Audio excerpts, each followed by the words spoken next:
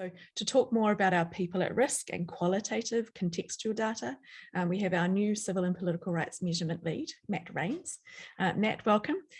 Since Chad ended with the United States, that seems like a good starting place. What can we learn from this year's HRMI data for the US? Well, Talia, as Chad mentioned, the performance of the United States on our civil and political rights scores was not good. And also, as Chad mentioned, when you dig into our people at risk and qualitative data, it really demonstrates just how unequal human rights enjoyment really is in the United States. So respondents identified people of particular races, refugees and asylum seekers, and migrants and immigrants as the least safe from state violence. Most commonly identified was people of particular races, with 75% of respondents telling us they were at risk for torture, extrajudicial execution, and arbitrary arrest. And our qualitative data also provides additional insight. Respondents were commonly listing people of color, and in particular Black people, as being vulnerable to state violence, especially torture or execution. Respondents also mentioned migrants being targeted for violence in detention facilities and prisons, with respondents noting secret detentions undertaken by immigrations and customs enforcement. And this really leads to the central message that we sort of got out of it, which is that if you are not white, your most basic human rights are consistently at risk in the United States. So that's happening within our safety from the state rights. What about empowerment rights? Yeah, unfortunately, it's largely the same story when it comes to empowerment rights. For opinion and expression, assembly and association, and political participation, again, we have 75% of respondents identifying people of particular races as being at risk. Other commonly selected groups, we're looking at groups like detainees, Indigenous people, migrants and or immigrants, and refugees and asylum seekers. In particular, respondents talked quite a bit about protests demanding racial justice. So thinking particularly about Black Lives Matter demonstrations, for example, as the primary targets of authorities that are looking to limit or break up these public assemblies. And this is really stark when you compare it to predominantly white protests and demonstration when they happen, that regardless of intent, really can operate without resistance in most cases. I'm particularly thinking about the events of January 6th, talking about the turnover to a new president, where predominantly white assembly attempted to halt democratic electoral processes and didn't really face significant resistance in doing so. And so we see largely the same message here, which is that if you're not white, your civil and political rights are at risk in the United States. Right, so now let's come back to HRMI's newest additions this year, starting with China. What sort of stories did our people at risk and qualitative data tell about China in 2021 to add to the earlier discussion we've had? So China is one of the worst performers in our metrics, and our people at risk data also demonstrates that. As an example, for torture, every single one of our 39 people at risk categories was selected at least once, which really goes to show just how widespread ill treatment by government agents is. Identities that fall into the general category of dissidents were commonly the most frequently identified by our respondents, thinking about human rights advocates, thinking about protesters, thinking about those with particular political beliefs and workers' rights advocates, as among the most commonly identified to be at risk for torture, enforced disappearance, and arbitrary arrest. China's targeting of minority ethnic groups also dominates our people at risk data, with about half of our respondents noting that people of particular ethnicities and people with particular religious beliefs or practices as being at risk for extrajudicial execution, arbitrary arrest, forced disappearance, and torture. Uyghurs, Tibetans, and Kazakhs were all specifically mentioned very frequently.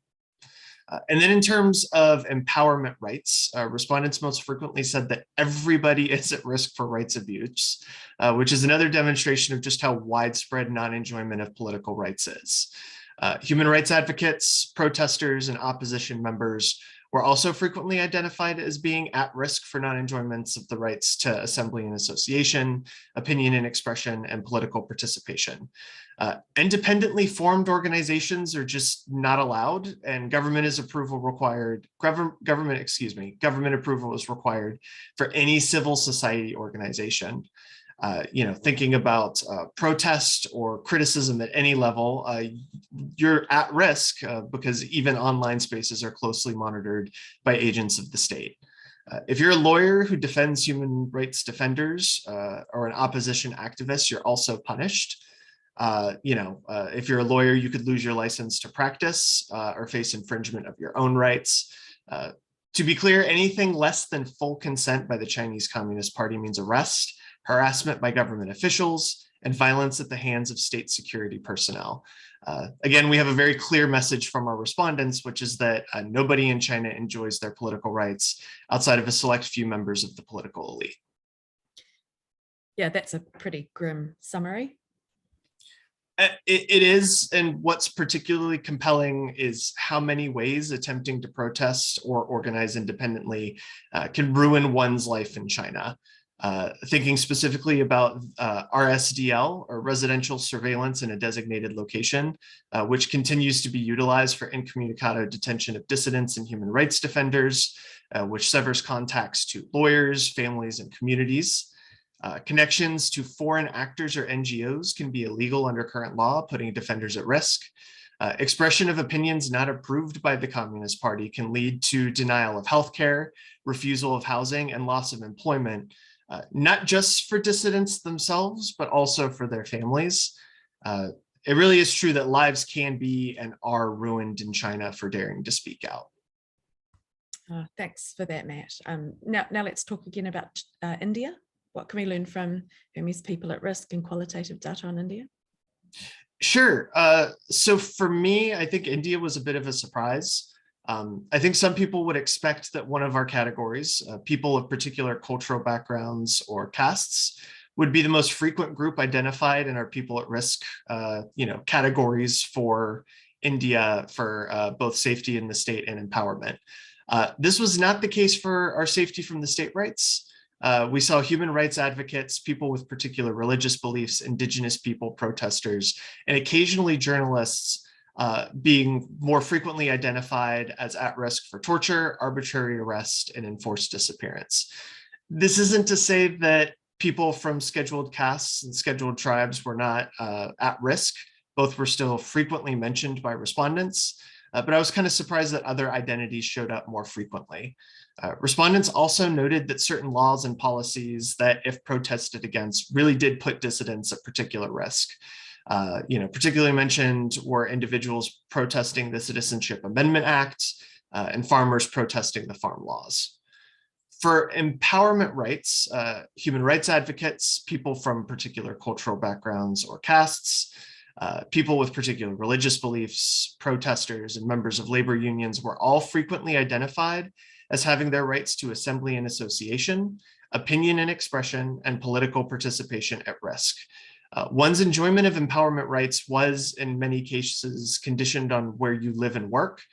So respondents identified Citizenship Amendment Act protesters in Uttar Pradesh, human rights advocates in Jammu and Kashmir, and farmers in Punjab as all being at particular risk for their right to assemble and associate. So now for everyone in the audience who works to eliminate caste-based discrimination and rights violations, we will be talking more about that in the future, and particularly at our economic and social rights data at a second event next week. Yo-Yo will put the registration info in the chat box for those who are interested in joining us then. For a final question, Matt, let's sort of zoom out and get at trends happening globally. Are there any shifts or patterns you've seen across our people at risk? This is something that stuck out a little bit and really is sort of becoming more clear with the more countries that we end up adding to our civil and political rights survey that we put out. One thing that really sticks out year after year is just the way that governments have been using bureaucracy and non-elected officials to hinder civil and political rights, really across the board. China and India, both of our new additions, serve as really stark examples of this. So we have India on one hand, who has used the process of naturalization and the Citizenship Amendment Act to limit political participation of Muslim people by offering this sort of exclusive citizenship ascension to religious minorities from Afghanistan, Bangladesh, and Pakistan.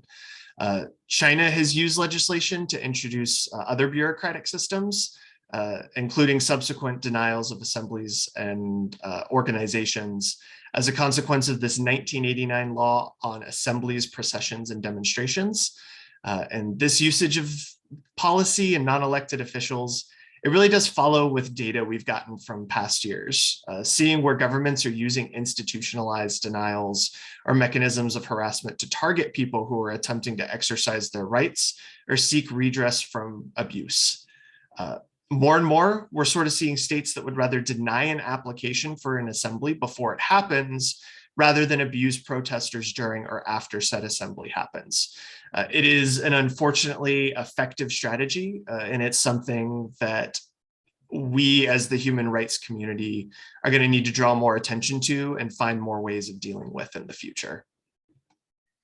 Thanks, Matt. There's lots to keep contemplating there. So please, everybody, take a good look through the rights tracker and feel free to get in touch with any of us at any time to discuss it. And do put questions in the Q&A box.